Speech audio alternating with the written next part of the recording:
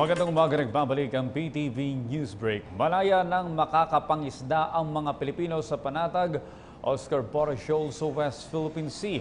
Ayon kay Pangulong Rodrigo Duterte, bahagi ng naging diskusyon nila ni Chinese President Xi Jinping noong isang linggo ang issue ng maritime dispute, partikular na ang sa Baho de Masinloc.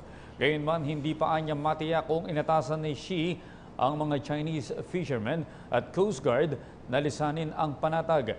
Samantala, hindi umano magmamatigas si Pangulong Duterte sa China kaugnay ng pinagagawang West Philippine Sea. Napag-usapan anya nila ni Chinese President Xi ang historical claims ng China sa West Philippine Sea, kaya't hindi umano nila ito isusuko.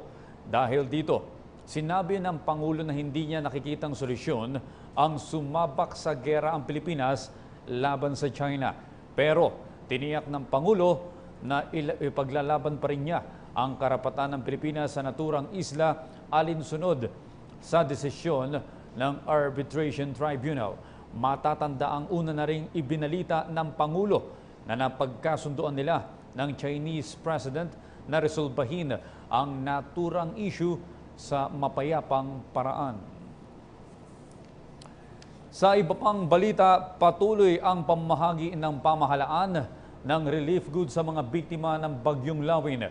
Ayon kay DSWD Judy Tagiwalo, bagamat hindi pa nahatiran ng tulong ang lahat ng mga nasananta ng bagyo dahil ang iba sa mga ito ay nasa malalayong lugar na hirap ng pasukin ng kanilang mga personnel.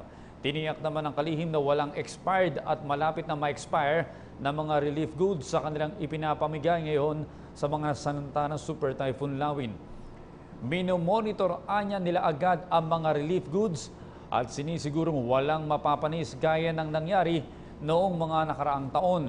Kung may mga nakatenga umanong mga relief goods, ay ginagamit agad ang mga ito sa ibang programa gaya ng Brigada Eskwela at iba pa.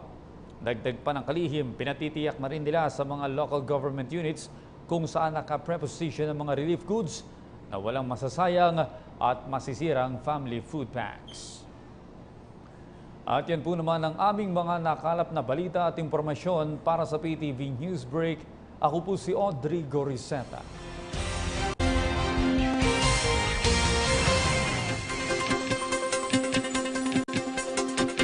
Hi, ako si Ria Fernandez. Mag-subscribe na sa PTV YouTube channel. I-click lang ang subscribe button.